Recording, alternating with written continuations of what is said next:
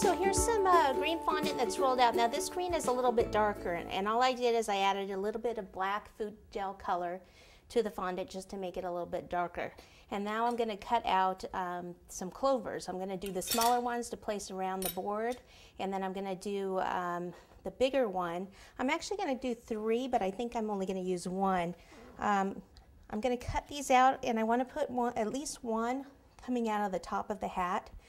So for that, I do keep the fondant fairly thick. It's about 1/4 of an inch thick for that part, because I'm going to, like I say, have it sticking out, so I need to place it on some floral wire to do that. So for the rest of them, though, I can kind of roll it just a little bit thinner. Just cut these smaller ones out. So I always give it a little wiggle when I cut it so that you get a nice clean cut. You know, if you just push in like that and push out, you usually don't get as nice of a cut around the edge. I'll make this part a little thinner. I don't think we need too many more. Alrighty, that should do it. Can always do more if we need more later.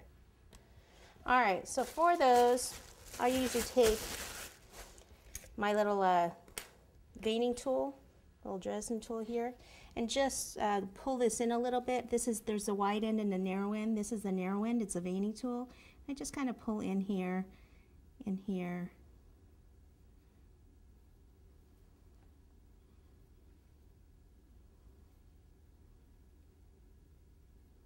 Okay, so you can start like here.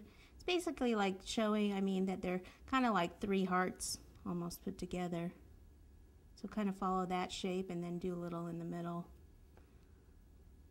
Just adds a little bit more dimension to it. Do the little ones too. Now the big ones, well, that's how the little ones are done. The big ones, what I want to do is place them on floral wire. But this floral wire, what I want to do is actually twist it together.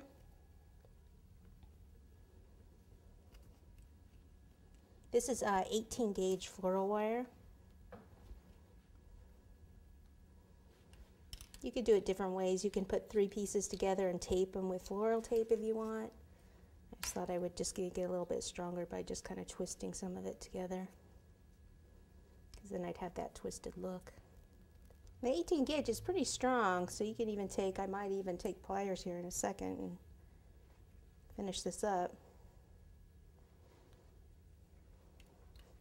Okay, so depending how high you want it to come out of the hat, you know, I want one of those, you know how sometimes they have that little flower sticking up? Like clowns usually have a little flower hanging up their hat, so I thought out of the leprechaun hat they'd have the little clover. So then what we want to do is just take this, and you can put a little bit of water on the end of it.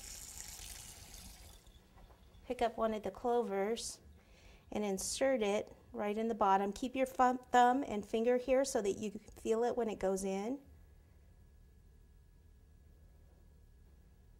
Okay, about halfway up. And then we just need to leave that to dry. So it's best really if you can do these and then the brim of the hat the day before, and then even cover your cake the day before and then put it all together the next day. That's ideal situation, but I know how it is. We don't always have ideal situations.